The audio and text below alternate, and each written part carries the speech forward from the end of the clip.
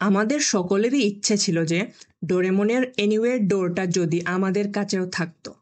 একটি দরজা খুলে মুহূর্তের মধ্যেই অ্যান্টার্কটিকা, নিউ ইয়র্ক, সুইজারল্যান্ড যে কোনো জায়গায় চলে যাওয়া যায় উইথাউট এনি ভিসা ওর পাসপোর্ট। নবিতা যখন এনিওয়ে ডোর দিয়ে পৃথিবীর যে কোনো প্রান্তে চলে যায়, তখন আমরা ভাবতাম বাস্তবেও যদি এটি সম্ভব হতো, তাই না? Now here's what is interesting.